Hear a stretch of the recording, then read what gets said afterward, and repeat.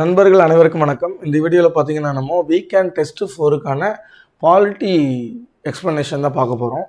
So இதனுடைய பாலிட்டியில் என்னென்ன questions கேட்டிருக்காங்களோ அதனுடைய ஃபுல் எக்ஸ்ப்ளனேஷன் அப்படின்னு சொல்லலாம். ஃபஸ்ட்டு கொஷின் அப்படின்றது பார்த்திங்கன்னா தவறாக பொருத்தப்பட்டுள்ளது எதெல்லாம் வந்து கீழ்காண்பவற்றுள் எவை தவறாக பொருத்தப்பட்டுள்ளன அப்படின்ற ஒரு கொஷின் தான். ஸோ அதில் பார்த்திங்க அப்படின்னா எந்த ஆர்டிக்கல் சம்மந்தப்பட்டு இந்த கொஷின் இருக்குது அப்படின்னு நம்ம பார்க்குறச்ச இந்திய அரசியலமைப்பில் பகுதி 3 பார்த்திங்க அப்படின்னா என்ன சொல்லுது, அடிப்படை உரிமைகள். அந்த அடிப்படை உரிமைகள் அப்படின்றது ஆர்டிக்கல் 12லேருந்து 35 வரைக்கும் நமக்கு இருக்கும். இந்த ஒரு பகுதி அப்படின்னு நம்ம அமெரிக்காவிலேருந்து எடுக்கப்பட்டதாக பார்க்கலாம். அப்போது இதில் ஆர்டிக்கல் நம்பர் 32 நம்ம டாக்டர் B.R. அம்பேத்கரால் பார்த்திங்க அப்படின்னா இந்திய அரசியலமைப்பின் இதயம் மற்றும் ஆன்மா, heart and soul of the Indian constitution அப்படின்னு சொல்லுவாங்க. அப்போ அந்த அடிப்படை உரிமைகள் இருக்குல்ல 12லேருந்து 35 வரைக்கும், அந்த அடிப்படை உரிமைகளுக்கெல்லாம் அடிப்படையாக இருப்பது பார்த்தீங்கன்னா இந்த ஒரு அடிப்படை உரிமைகள் இல்லைன்னா இந்த அடிப்படை உரிமையை வேஸ்ட்டு அப்படின்ற மாதிரி தான். அப்போ நீதி பேராணைகள் அப்படின்னு சொல்லுவாங்க. அதாவது நமக்கு அடிப்படை உரிமைகள் பாதிக்கப்பட்டால் உச்ச நீதிமன்றத்தை அணுகலாம் அப்படின்றது மாதிரி பார்த்தீங்கன்னா இந்த ஆர்டிகல் சொல்லும். உச்ச நீதிமன்றம் மட்டும் இல்லை, உயர் நீதிமன்றத்துக்கும் போகலாம், உச்ச நீதிமன்றமே நம்ம போகலாம் அப்படின்ற மாதிரி நம்ம பார்க்கலாம். அப்போது பார்த்திங்க அப்படின்னா ஹேபியஸ் கார்பஸ் சர்ஷியோரரி மேண்டமஸ் ப்ராகிபிஷன் கீழ்காணுமவற்றில் எவை தவறாக பொருத்தப்பட்ட தமிழில் பார்த்திங்க அப்படின்னா ஆட்கொணர்வு நீதி பேராணை அப்படின்னு சொல்லுவாங்க. அதாவது ஹேபியஸ் கார்பஸுக்கு அது என்னென்னா ஒருவரை கொண்டு வருதல் அப்படின்ற மாதிரி meaning. To bring the body of, அதாவது இந்த 3வது இருக்குது பார்த்தீங்களா, அதுதான் கரெக்டாக வரும். ஆனால் இந்த இடத்துல கட்டளை இடுதல் கொடுத்துருக்காங்க, அதனால் இது தப்பு. அடுத்தது டு சர்டிஃபை, சான்றளித்தல் அப்படின்னு சொல்லுவாங்க, நெறிமுறை உறுத்தும் நீதி பேராணை அப்படின்ற மாதிரி. அப்போது சர்ஷியோரரி அப்படின்றது கரெக்டாக புரிந்திருக்கு. அப்போது நமக்கு வந்து நெறிமுறை உறுத்தும் நீதி பேராணை கரெக்டாக இருக்குது. அப்போ மேண்டமஸ் அப்படின்னா என்னென்னா கட்டளை இடுதல் அர்த்தம். இங்கே ஒருவரை கொண்டு வருதல், to bring the body of, அதுவும் தப்பாக இருக்குது. ப்ராகிபிஷன் அப்படின்னா தடையுறுத்தும் நீதி பேராணை, தடுத்தல் அர்த்தம். ஸோ அப்போது டு ப்ரிவெண்ட் கரெக்டாக புரிந்திருக்கு. இதில் எது தப்பாக இருக்குது அப்படின்னா 1, 3. அப்போ ஆன்சர் பார்த்திங்க அப்படின்னா இன்கரெக்ட்லி மேட்ச்னு கேட்டிருக்காங்க. ஆன்சர் வந்து பார்த்திங்கன்னா A 1 and 3. ஆனால் இதில் 2, 4 கரெக்டு தானே. ஆனால் ஆப்ஷன் பார்த்திங்கன்னா 2, 4 கொடுத்துருக்காங்க. நீங்கள் கரெக்டுன்னு போடக்கூடாது, அங்கே இன்கரெக்ட்லி மேட்ச் தான் கேட்டிருக்காங்க. அப்போ 101க்கு ஆன்சர் பார்த்திங்க அப்படின்னா A அப்படின்னு சொல்லலாம். அப்போது நெக்ஸ்ட்டு 102வது கொஷின், பின்வரும் உறுப்பினர்களில் யார் குடியரசுத் தலைவரால் நியமிக்கப்படும் தலைமை தகவல் ஆணையர் பதவிக்கான பரிந்துரை குழுவில் இடம்பெறாதவர்?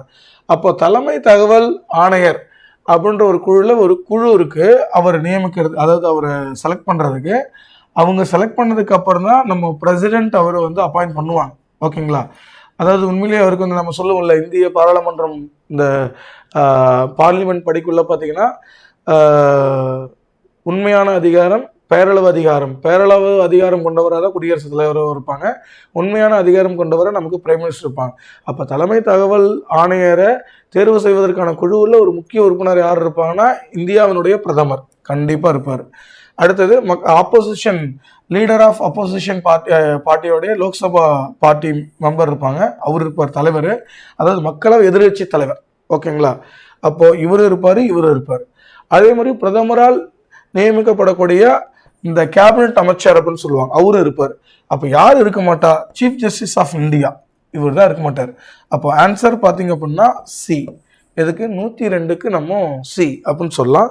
யார் இருப்பா? பிரைம் மினிஸ்டர் இருப்பாங்க, லீடர் ஆஃப் அப்போசிஷன், லோக்சபாவுடைய லீடர் அப்போசிஷன், அப்போது அவங்க இருப்பாங்க, லீடர் ஆஃப் அப்போசிஷன். அதுக்கப்புறம் cabinet minister appointed by the PM, right? So இதுதான் அந்த குழு தான் தலைமை தகவல் ஆணையரை தேர்ந்தெடுக்கும், அவங்கள தான் நியமிப்பாங்க பிரசிடென்ட். இப்போ யாருப்பா தலைமை தகவல் ஆணையர் அப்படின்னா ஸ்ரீ ஹீரலால் சாமராய். ஹீரலால் சாமராய் இவர் தான் இருக்கு, சாமராய், ரைட்? ஸோ அடுத்த கொஷின் நம்ம பார்க்கலாம். 103வது கொஷின், பின்வரும் எந்த அதிகாரங்கள் ராஜ்யசபா மற்றும் லோக்சபாவிற்கு சமமான அதிகாரமாக உள்ளது? ராஜ்யசபாவுக்கும் லோக்சபாவுக்கும் சமமான அதிகாரம் எது இருக்குன்னு கேட்குறாங்க. இப்போ ஆல் இண்டியா சர்வீசஸ் கிரியேட் பண்ணுறது யாருக்கு அதிகாரம் அதிகம்னா ராஜ்யசபாவுக்கு தான், லோக்சபாவுக்கு கிடையாது. அப்போ இது சமமான அதிகாரம்னு கேட்டால் இல்லை. ஓகே, அரசியலமைப்பு திருத்த மசோதாக்களை அறிமுகப்படுத்தல் மற்றும் நிறைவேற்றுதல். ஆமாம், இப்போ இந்த அரசியலமைப்பு திருத்த மசோதா, அதாவது கான்ஸ்டியூஷன் அமெண்ட்மெண்ட் பில் அப்படின்னு சொல்லுவாங்க. Constitution amendment bill. இந்த பில்லு பார்த்தீங்க அப்படின்னா ஸ்பெஷல் மெஜாரிட்டியில், சிறப்பு பெரும்பான்மை இதில் தான் வந்து பாஸ் ஆகணும் வச்சுங்களேன். அப்போ இந்த மசோதா பாஸ் பண்ணுறதுக்கு கண்டிப்பாக பார்த்தீங்க அப்படின்னா ராஜ்யசபாவுக்கும் லோக்சபாவுக்கும் ஈக்குவல் ரைட்ஸ் இருக்கும். அதே மாதிரி இப்போ பிரசிடென்ட்டோட எலெக்ஷன் நம்ம எல்லாரும் பார்ப்போம். பிரசிடென்ட் வந்து one of the important character in Indian parliament. But ஆனால் he has a nominal power only. அப்போ ஜனாதிபதியின் தேர்தல் மற்றும் பதவி நீக்கத்திற்கு யாருப்பா முக்கிய பங்களிப்புனா நம்ம ராஜ்யசபா மற்றும் லோக்சபா மெம்பர்ஸ் தான், தேர்ந்தெடுக்கப்பட்ட உறுப்பினர்கள் தான் அதிக முக்கியத்துவம். அப்போ இதுக்கும் ஈக்குவல் பவர்ஸ் இருக்கும். ஆப்ஷன் பார்த்தீங்க அப்படின்னா 2 and 3 தான் கரெக்டாக இருக்கும். 1 வந்து தப்பாக இருக்கும். ஏன்னா இட் ஹேஸ் ஒன்லி ராஜ்யசபாவுக்கு தான் பவர் அதிகம். Next, what article says that the parliament create or remove legislature council only if a resolution is passed by a special majority in the legislature assembly and recommending to the parliament அப்படின்னு கேட்குறாங்க. சட்டப்பேரவையில் பார்த்தீங்க அப்படின்னா, அதாவது நம்ம தமிழ்நாடு சட்டப்பேரவை legislative assembly எடுத்துங்களேன், சட்டமன்றம். அதில் 2 அவை இருக்கும், சட்டப்பேரவை சட்ட மேலவை. சட்ட மேலவை பார்த்தீங்கன்னா இருக்கலாம், இல்லை இல்லாமல் கூட இருக்கலாம். தமிழ்நாட்டில் இருந்துச்சு, ஆனால் இப்போ இல்லை. அப்போ அது கொண்டு வரணும் அப்படின்னா ஸ்பெஷல் மெஜாரிட்டியில் சட்டப்பேரவையில் ஒரு தீர்மானத்தை கொண்டு வரணும். அதுக்கப்புறம் அது பார்லிமெண்ட் ஏற்று அதை வந்து நமக்கு இந்த சட்டப்பேரவை உருவாக்குவாங்க இல்லை நீக்குவாங்க. அப்போ அந்த ஒரு விஷயத்தை எது சொல்லுதுன்னா நமக்கு ஆர்டிகிள் 169 169 இதான் சொல்லுது. அடுத்தது 106வது கொஸ்டின். இது வந்து இந்த இந்திய கணக்காய்வு மற்றும் தணிக்கைத்துறை தலைவரை பற்றி சொல்லும். அதாவது கேம்ப்ட்ரல் ஆடிட்டர் ஜெனரல் அப்படின்னு சொல்லலாம். இவரை பற்றி நமக்கு சொல்கிறது எந்த ஆர்டிகல் அப்படின்னா 148.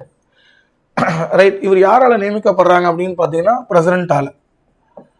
அதே மாதிரி இவருடைய பதவி காலம் பார்த்தீங்கன்னா 6 ஆண்டுகள் அல்லது 65 வயது முடியும் வரை. இவருக்கு மறு நியமனம் கேட்ட அப்படின்னு பார்த்தா இல்லை. அப்போது இதில் தான் இதை கொடுத்து வச்சுருக்காங்க பாருங்க. விதி எண் 148 அப்படின்ற யாரை பற்றி சொல்லுன்னா கேம்ப்ட்ரல் ஆடிட்டர் ஜெனரல். இந்திய குடியரசுத் தலைவர் அவர் தான் நியமிக்கிறாங்கனாலும் கரெக்டு. இவரின் பதவிக்காலம் 6 ஆண்டுகள் 65 வயதாலும் கரெக்டு. அப்போது இதை தப்பு எதுனா மறு நியமனத்துக்கு தகுதியானவர்னு கேட்டால் இல்லை. ஆமாம், ரைட். ஸோ ஆன்சர் வந்து டி. 114வது கொஸ்டின். அரசியலமைப்பு திருத்த சட்டத்திற்கான நடைமுறை தொடர்பான பின்வரும் கூற்றுகளில் தவறானது எதுன்னு கேட்குறாங்க. ஓகேவா? அரசியலமைப்பு திருத்த மசோதா, அதாவது நமக்கு இந்த பில் அப்படின்னு சொல்லுவாங்க. அது வந்து ஒரு ஃபஸ்ட்டு 2 இதுவாக பிரிக்கலாம். Private bill and government bill. அதாவது பிரதமர் அவருடைய அமைச்சர்கள் கொண்டு வந்த கவர்மெண்ட் பில், மற்ற உறுப்பினர்கள் அப்போசிஷன் பார்ட்டியோடைய மெம்பர்ஸோ இல்லை வந்து அதை சுயேட்சையை கொண்டு வந்தால் அது ப்ரைவேட் பில் அப்படின்னு சொல்லுவாங்க. இதில் வந்து நமக்கு வந்து என்னென்ன பில் இருக்கும்? 1 சாதாரண மசோதா, 2வது பண மசோதா அப்படின்னு சொல்லக்கூடிய மணி பில், 3வது நிதி மசோதா அப்படின்னு சொல்லக்கூடிய ஃபினான்ஸ் பில், 4வது பார்த்தீங்கன்னா சட்டத்திருத்த மசோதான்னு சொல்லக்கூடிய அமெண்ட்மெண்ட் பில். ஓகேவா? ரைட். இதில் முன் ஒப்புதல் அப்படின்றது எதெல்லாம் வரும் அப்படின்னா மணி பில்லுக்கு அவர் ஒப்புதல் தருவார் யார்? நம்ம பிரசிடென்ட்டு. அதே மாதிரி பார்த்தீங்க அப்படின்னா ஏதாவது ஒரு மாநிலத்தை பிரிப்பதற்கான ஒரு மசோதா வருதுன்னா அதுக்கு முன் ஒப்புதல் பிரசிடென்ட்டை வாங்கணும். இது வந்து நாம வச்சுங்க. இப்போது மசோதா ஒரு தனிப்பட்ட உறுப்பினர்கள் அறிமுகப்படுத்த முடியும். யார்? இந்த சட்ட திருத்த மசோதா பண்ணலாம், ஆனால் பாஸ் ஆகிறது ரொம்பவே கஷ்டமாக இருக்கும். இது கரெக்டாக இருக்குன்னு வச்சுங்களேன். இழுபறி ஏற்பட்டால் கூட்டு அமர்வை நடத்துவதற்கு எந்த ஏற்பாடும் இல்லை. ஆமாம், இப்போ இதுக்கு வந்து ஸ்பெஷல் மெஜாரிட்டியில் தான் நமக்கு அரசியலமைப்பு சட்ட திருத்த மசோதா, அதாவது பெரும்பான்மை அப்படின்னு சொல்லுவாங்க. பார்த்தீங்கன்னா எளிய பெரும்பான்மை, அரிது பெரும்பான்மை, சிறப்பு பெரும்பான்மை, அந்த மாதிரியான பெரும்பான்மைகள் அடிப்படையில் வந்து நமக்கு ஒரு மசோதா நிறைவேற்றம் செய்யப்படும். இந்த அரசியலமைப்பு திருத்த மசோதா அப்படின்றது பார்த்தீங்கன்னா நமக்கு சிறப்பு பெரும்பான்மையில் பண்ணுறதுனால அது கூட்டு அமர்வுக்கு அது வழிவகுக்குமான்னு கேட்டால் கண்டிப்பாக இல்லைன்னு தான் சரி சொல்லலாம். அதே மாதிரி இதற்கு குடியரசுத் தலைவர் முன் அனுமதி தேவையில்லை அப்படின்னு சொல்கிறாங்க. தேவையில்லை. ஓகேங்களா?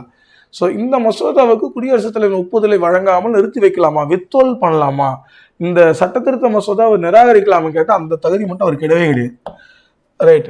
ஆர்டிகல் 111 தான் அவர் வந்து ஒப்புதல் தரதுக்கான விஷயத்த சொல்லும். அப்போ அந்த தடுப்பதிகாரம் அப்படின்றது அவருக்கு வந்து கண்டிப்பாக இந்த சட்டத்திருத்த மசோதாவுக்கு கிடையாது.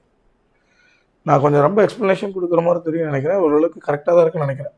ஏதாவது டவுட் இருந்தால் சொல்லுங்கள், பார்த்துக்கலாம். ஓகேங்களா? So next 128, which of the constitutional functionaries hold office till the pleasure of the president சொல்லுவாங்க. அது என்னப்பா ப்ளஷர் ஆஃப் த பிரசிடென்ட்னா என்னப்பா? அதாவது குடியரசுத் தலைவருடைய விருப்பத்தின் பேரில் நியமிக்கப்படுபவர்கள் அப்படின்னு சொல்லலாம். Even prime minister also appointed as with the pleasure of the president அப்படின்னு சொல்லுவாங்க. ப்ளஷர்னா அவருடைய ஆசைக்கணங்க இருக்கலாம், சப்போஸ் அவர் நினைச்சா நிற்கலாம், அவ்வளோதான். அப்போ பார்த்தீங்க அப்படின்னா இதில் ஃபர்ஸ்ட் என்ன கொடுத்துருக்காங்க? கவர்னர். கவர்னர் யார் அப்பாயின்ட் பண்ணுறா? என்னதான் நம்ம நார்மலாக ப்ராக்டிக்கலாக பிரைம் மினிஸ்டர் சொல்லி பிரசிடென்ட் அப்பாயின்ட் பண்ணாலும் வித் ப்ளஷர் ஆஃப் பிரசிடென்ட் தான் அவர் அங்கே அப்பாயின்ட் பண்ணுறாங்க. இது ஒன்று. ஆனால் நமக்கு சீஃப் எலெக்ஷன் கமிஷனரோ கேம்பிட்டல் ஆடிட்டர் ஜெனரலோ, அதாவது நமக்கு இந்த தேர்தல் அதிகாரி அப்படின்னு சொல்லுவாங்கள்ல, ஆர்டிகல் 324, 148 வந்து பார்த்தீங்க அப்படின்னா நம்ம இந்திய கணக்கு தணிக்கை அதிகாரி அப்படின்னு சொல்லக்கூடியவர்.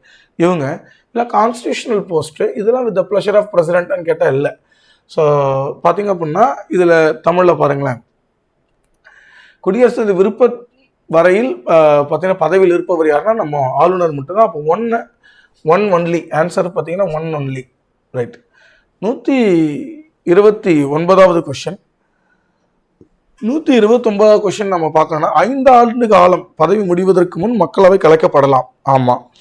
எப்படி அப்படின்னு பார்த்தீங்கன்னா இப்போ எப்படிலாம் நமக்கு வந்து இந்த மாதிரி மக்களவை கலைக்கப்படலாம் அப்படின்ற மாதிரி நம்ம பார்த்தோம் அப்படின்னா, ஃபஸ்ட்டு என்ன சொல்லலாம்? ஒன்று வந்து மெஜாரிட்டி இல்லை, அதாவது இந்த என்ன சொல்லுவாங்க, ஈவன் பார்த்தீங்க அப்படின்னா நமக்கு வந்து அந்த ஒரு சிஎம்ஓ இல்லை பிரதமரோ ஆமாம் இருக்கக்குள்ளே பார்த்தீங்கன்னா அவங்களுக்கு மெஜாரிட்டி போயிடுச்சு, அவங்ககிட்ட பார்த்தீங்கன்னா இந்த பெரும்பான்மை இல்லை அப்படின்ற மாதிரி வரக்குள்ள பார்த்தீங்க அப்படின்னா இந்த மாதிரி இது ஓட்டெடுப்பு நடத்துவாங்க.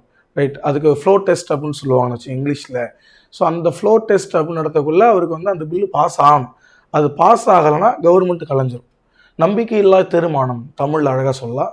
நம்பிக்கையில்லா தீர்மானம் கொண்டு வரக்குள்ள அவங்களுக்கு மெஜாரிட்டி இருக்குன்னு காமிக்கணும், இல்லை அப்படின்னா அந்த அவங்களுடைய கவர்மெண்ட்டே கலைஞ்சிரும்.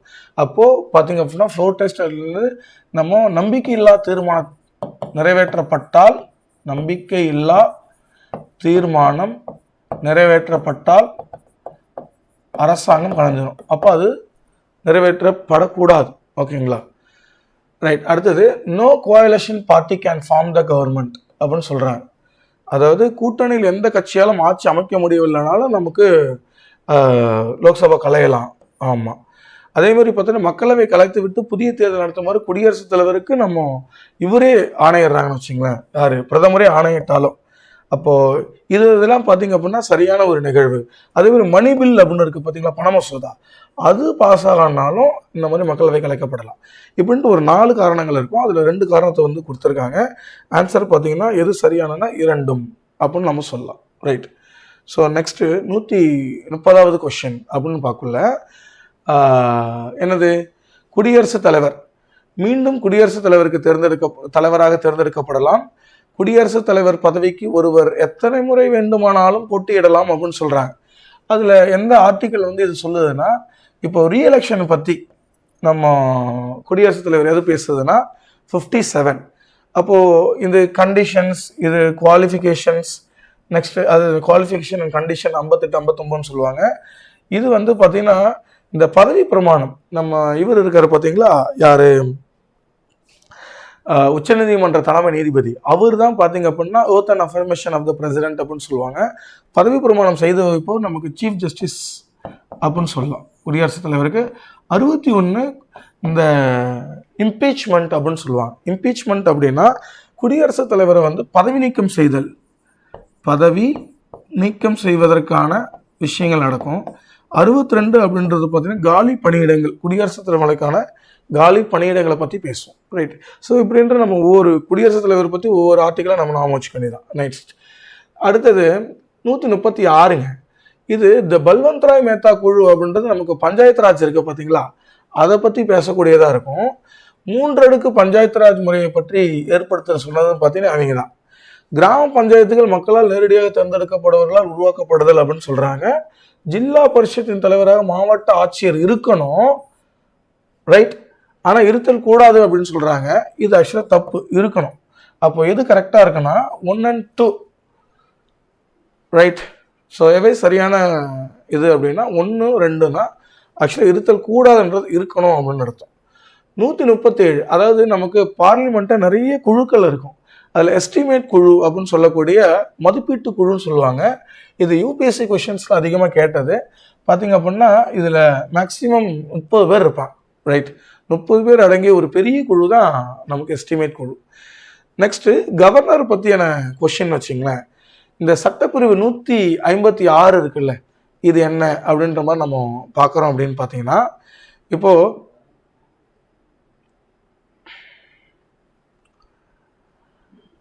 சட்டப்பிரிவு 156 ஆளுநருடைய பதவி காலம் இதை பற்றி சொல்லுது. 155 ஆளுநருடைய நியமனம் பற்றி சொல்லுது.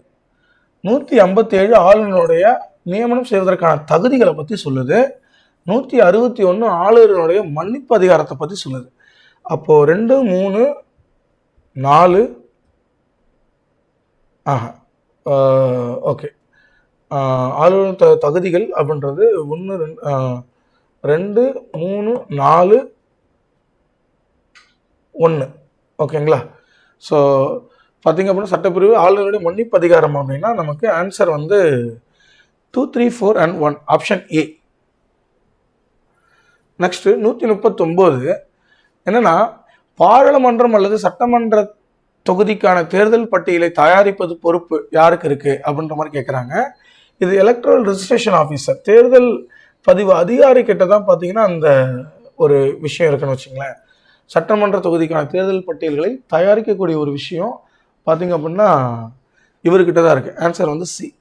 அப்போ 156 என்னன்னா, கன்சிடர் த ஃபாலோயிங் ஸ்டேட்மெண்ட்ஸ், பின்வரும் கூற்றுகளை கவனி அப்படின்னு சொல்கிறாங்க. முதலமைச்சர் ஒரு மாநில சட்டமன்றத்தில் இரு அவைகளிலிருந்து ஏதேனும் ஒன்றில் உறுப்பினராக இருக்கலாம். மாநில சட்டமன்றத்தில் பெரும்பான்மை ஆதரவை பெற்றாலும் முதல்வர் ஆளுநர் பதவி நீக்கம் செய்யப்படலாம் அப்படின்றது பார்த்தீங்க அப்படின்னா தப்பா இருக்கும். ஆளுநர் பெரும்பான்மை ஆதரவை பெற்றாலும் முதல்வர் ஆளுநர் பதவி நீக்கம் செய்யப்படலாம்னு கேட்டால் தப்பு. இதுக்கு வந்து சரியானது ஒன்லி. அது எப்படி பெரும்பான்மை இல்லை அப்படின்னா அவர் எப்படி பண்ண முடியும்? இல்லைன்னா நிர்வாகமே நடக்காது, ரைட். என்னதான் with the pleasure of the பிரசிடென்ட்டாக இருந்தாலும் பெரும்பான்மை இருக்கிற வரைக்கும் அவர் இருந்து தான் ஆகணும். Name of the state which has been establish Lokayukta for the first time in India. ஆக்சுவலாக இதுக்கு ஆன்சர் வந்து பார்த்தீங்க அப்படின்னா மகாராஷ்டிரான்னு வரும். நீங்கள் போட்டு பார்த்தீங்கன்னா இந்த இடத்துல மகாராஷ்டிராவில் அதுக்கு அடுத்தபடியாக பார்த்தீங்கன்னா ஒரிசா அப்படின்ட்டு இருக்கு, ரைட். ஒரிசா தான் ஃபஸ்ட்டு பில்லு பாஸ் பண்ணியிருப்பாங்க, நடைமுறைப்படுத்துறது என்னமோ மகாராஷ்டிரா நினைக்கிறேன், ஓகேங்களா. பட் ஆன்சர் வந்து இதில் ஒரிசா அப்படின்னு சொல்லுவோம். First time in India 1972 Maharashtra implement பண்ணியிருப்பாங்க. நெக்ஸ்ட்டு இன்கரெக்ட் ஆப்ஷன் அப்படின்னு பார்க்குறீங்களேன். கீழ்காண்பவனவற்றுள் தவறானதை தேர்ந்தெடுனா அது மேக்கிங் ஆஃப் இந்தியன் கான்ஸ்டியூஷன், இந்திய அரசியலமைப்பு உருவாக்குவதற்கான அந்த ஒரு சாப்டர் ஒன்று வரும், மேக்கிங் ஆஃப் இந்தியன் கான்ஸ்டியூஷன் அப்படின்ற மாதிரி. அதில் நம்ம இதில் படிப்போம். அரசியல் நிர்ணய சபையினுடைய முதல் கூட்டம் எப்போங்க நடக்குது? டிசம்பர் 9, 1946. தற்காலிக தலைவராக சச்சிதானந்த சின்ஹா அவருடைய தலைமை நடக்கும். நிரந்தர தலைவராக ராஜேந்திர பிரசாத் அப்படின்னு சொல்லலாம். நேருவினுடைய குறிக்கோள் தீர்மானம் பார்த்தீங்க அப்படின்னா இந்த மாதிரி டிசம்பர் 13, 1946 கொண்டு வருவாங்க. ஆனால் இங்கே நவம்பர் போட்டிருக்கிறதுனால இது தப்பு. அரசியலமைப்பு நிர்ணய சபையின் இறுதி கூட்டம் அப்படின்றது நமக்கு ஜனவரி 24, 1950 கரெக்டு. அரசியலமைப்பு நிர்ணய சபையின் தேசிய கொடி ஏற்றுக்கொண்ட நாள் அப்படின்னு பார்த்தீங்கன்னா ஜூலை 22, 1947. அப்போது நமக்கு ஆன்சர் வந்து பி வந்து இன்கரெக்ட்லி பேட் அப்படின்னு சொல்லலாம். நெக்ஸ்ட்டு பிடி சிகரெட் ஒர்க்கர் ஆக்ட் இருக்குது பார்த்தீங்களா, அது 1966 கொண்டு வந்திருப்பாங்க. கான்ட்ராக்ட் லேபர் ஆக்ட் வந்து 1970 கொண்டு வந்திருப்பாங்க. ஈக்குவல் ரெமுனரேஷன் இது வந்து தான் நமக்கு எக்ஸாக்டாக தெரியும், 1976. Interstate migrant worker act it's passed in the year 1979. ஸோ பார்த்தீங்க அப்படின்னா 2, 3, 4, 1 அப்படின்ற மாதிரி பார்க்கலாம். 2, 3, 4, 1 answer goes to D, right. Then we want 161 question. Match the following. Go as a state பார்த்தீங்க அப்படின்னா it's earlier it was an union territory. But இதுக்கு வந்து ஸ்டேட் ப்ரமோஷன் கொடுத்தது பார்த்தீங்கன்னா இந்த இயர் 1987, ரைட். பார்த்தீங்கன்னா நார்த் ஈஸ்ட் ஆர்கனைசேஷன் ஆக்ட் அப்படின்றது create பண்ணது 1971. அதில் எடுத்தோடனே பார்த்தீங்கன்னா அஸ்ஸாம் தான் இருக்குன்னு வச்சுங்களேன். அதுக்கப்புறம் தான் நமக்கு வந்து பல மாநிலங்கள் பிரிகிற மாதிரி இருக்கும். நார்த் ஈஸ்டர்ன் ரீஆர்கனைசேஷன் ஆக்டில் 1971 வந்திருக்கும். நாகாலாந்து ஆஸ் ஏ ஸ்டேட் அப்படின்ற மாதிரி பார்த்தீங்கன்னா சில இடத்துல 1963, 1962 அப்படின்னு கொடுத்துருப்பாங்க. இது ஒரு எக்ஸாம்பிள், டிஎன்பிஎஸ்சி எக்ஸாம்பிள் கான்ட்ரவர்சியாகவே வந்தது. அப்போது இந்த இயர் 1962 நாகாலாந்து ஆஸ் ஏ ஸ்டேட்டாக கிரியேட் பண்ணியிருப்பாங்க. Right. Next Sikkim as a state அப்படின்னு பார்த்தீங்கன்னா 1975. எந்தது 36th கான்ஸ்டியூஷனல் அமெண்ட்மெண்ட் ஆக்ட் படி கொண்டு வந்திருப்பாங்க.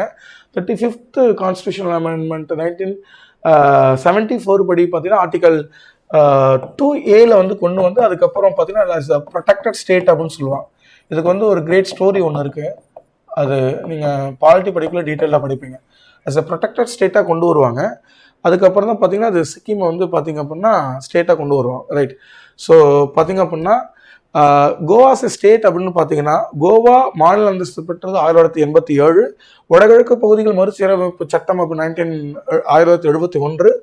நாகாலாந்து மாநிலம் உருவாக்கப்பட்டது 1962. சிக்கிம் மாநிலம் 1975.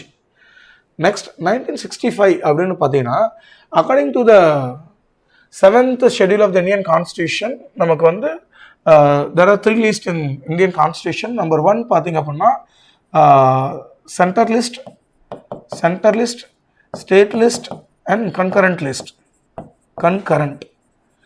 இப்போ ஃபாரஸ்ட் அப்படின்னு பார்த்தீங்கன்னா கன்கரண்ட்ல இருக்கும்.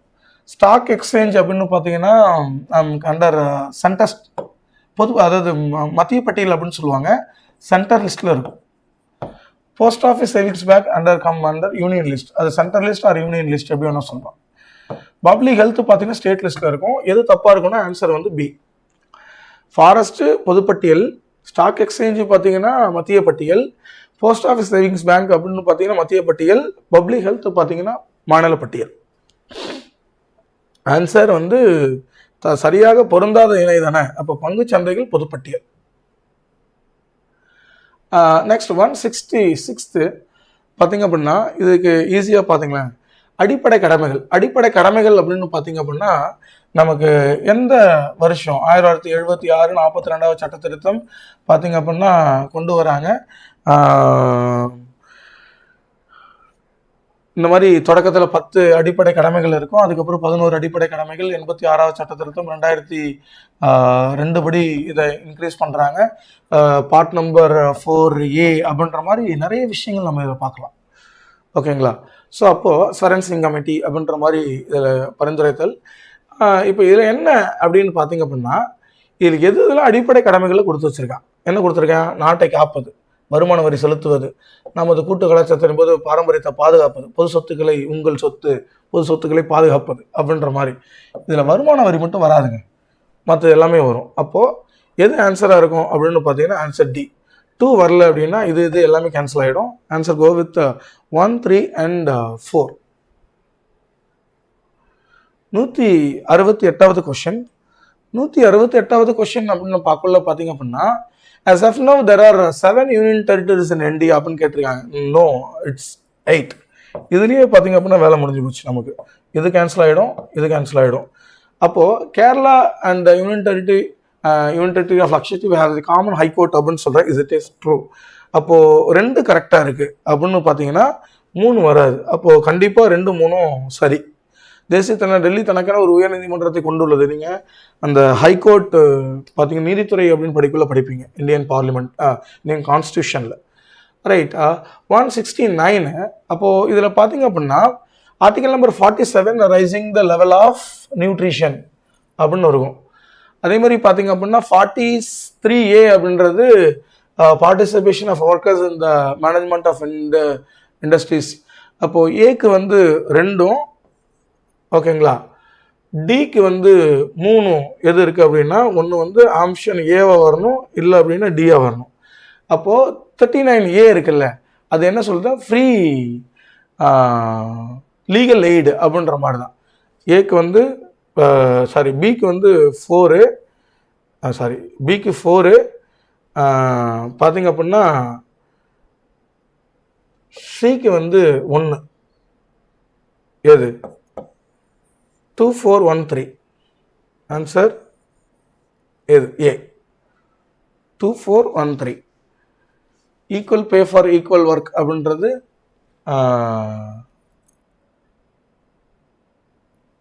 39க்கு ஏ வந்து free legal aid for the people, poor people.